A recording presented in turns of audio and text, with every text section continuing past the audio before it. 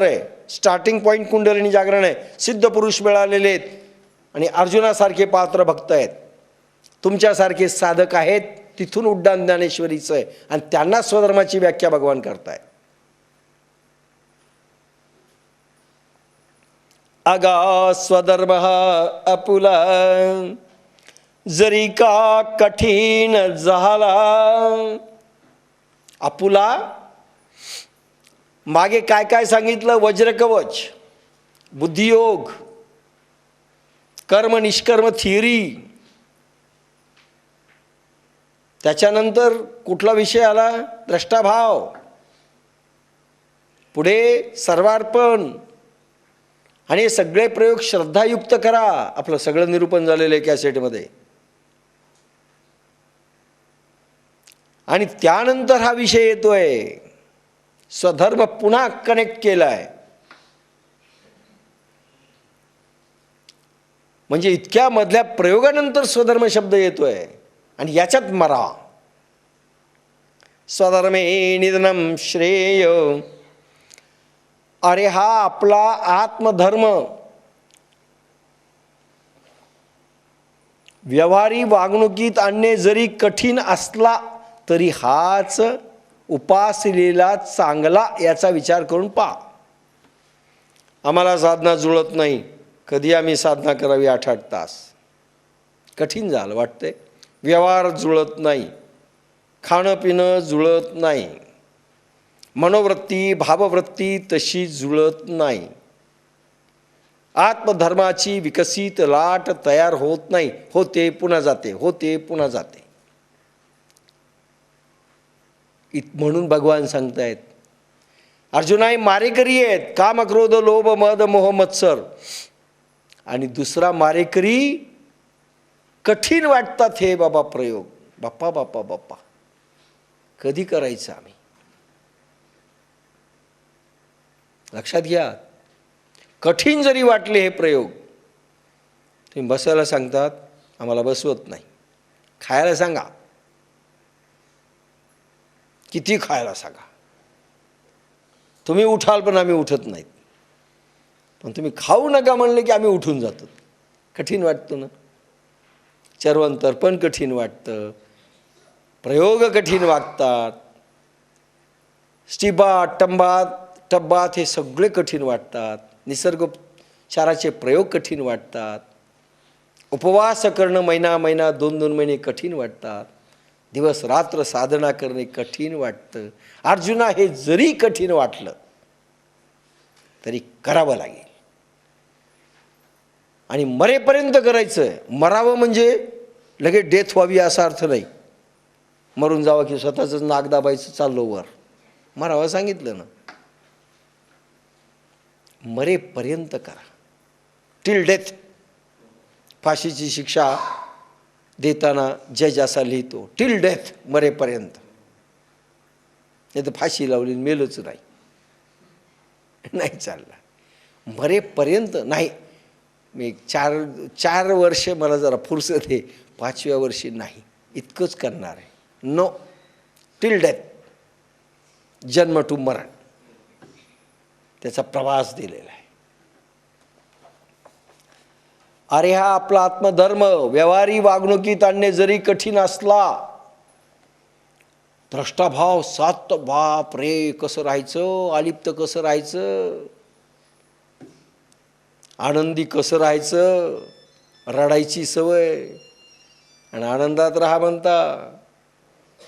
भोग वासनेत कंट्रोल कसं आणायचं, काम वासनेत कंट्रोल कसा आणायचा. आम्हाला तर सवय पशुतुल्य जीवन जगण्याची. काम निर्माण झालं की चालले. कसं कंट्रोल करायचं, कठीण आहे बाप्पा. मग बरं आहे आपलं. सगळे म्हणतात सोपं हरिनाम आहे. काय काही न करणे याला भक्ती म्हणायला सध्या. आणि म्हणायला वाटेल ते करणं म्हणजे भक्ती. वागणुकीत कठीण असला तरी हाच उपासलेला चांगला, याचा विचार करून पहा. आगा स्वधर्म आपुला. आत्म्याचा धर्म आहे म्हणून तो आपला म्हटलंय. लोकांनी आपला म्हणजे जातीवाचक केलंय, कोणी परंपरावाचक केलंय, कोणी उपासना पद्धती वाचक केलंय. नाही, आपुला. आपुला म्हणजे आता आपला, ज्यांची कुंडलिनी जागृत झाली त्यांचा आत्मधर्म. जरी का कठीण झाला तरी हाची अनुष्ठीला भला देखे. अरे भजन देखील त्या पद्धतीनं केलं नाही. तुमची कुंडलिनी जागृत आहे, नवीन माणसं आहेत, भजन शिकवायचं आहे, यम नियम प्राणायाम कसं साधला पाहिजे त्याची पद्धती विकसित करा. आणि असं जर भजन केलं, परा पश्यंती मध्यमा वैखरी, वैखरी मध्यमा पश्यंती आणि परा, काही भाग त्याचा जरी अनुभवाला आला, हा स्वधर्म आहे.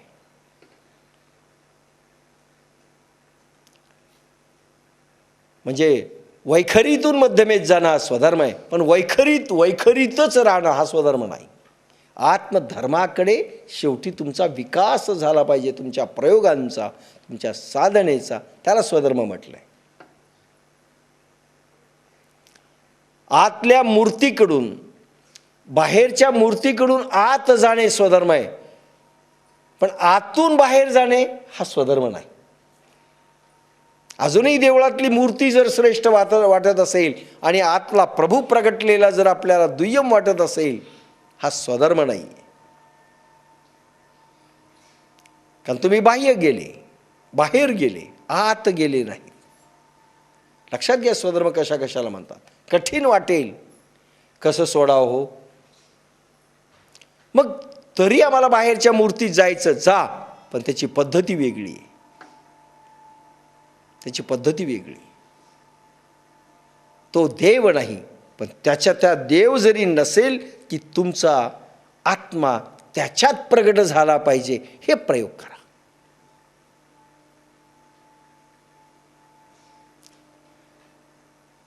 काली मातेच्या मंदिरात त्या दगडामध्ये देवत्व दिलं ते रामकृष्णांनी, त्याच्यातनं देवी आकाराला आली. आज कुठे गेली ती देवी? रामकृष्णानंतर एकालाही दिसली नाही कलकत्त्याला. आज कुठे गेली? हे सामर्थ्य आतून येत असतं. त्याला म्हटलंय स्वधर्म. जरी कठीण झाला तरी हाची अनुष्ठीला भला देखे. याचंच अनुष्ठान कर, तीच साधना कर. आणि तो भला आहे म्हणून समज, कठीण आहे म्हणून सोडू नको. नाही, मी दुसरीकडे जातो, नो, दुसरं काहीतरी करतो, आपल्याला जमणार नाही, विचारवंतर पण नाही. आणि वारकरी मस्त खातात तसं मी पण खाणार. स्वधर्मातून विभक्त झाला. एरुआचार जो परावा तो देखता कीर बरवा. परी आचरतो आचरावा आपुलाची. या आत्मधर्मावरून दुसरा जो परका प्रकृती गतिधर्म, त्याचा आचार पाहिला असता तो खरोखर चांगला जरी वाटला तरी आचरण करणाऱ्याने आपणास योगानुकूल असा आपलाच आचार आचरावा. एरुआचार जो परावा, आपलं आणि परक हे दोन शब्द येतात. परका म्हणजे आपल्याला सोडून जे जे असतील ते परके, बरोबर नाही? आपलं पोरग म्हणजे आपला अंश आहे. परक म्हणजे जो आपला अंश नाही तो परका. इथे काय म्हटलंय? एरुआचार जो परावा, परावा दुसऱ्याचा, म्हणजे असे प्रयोग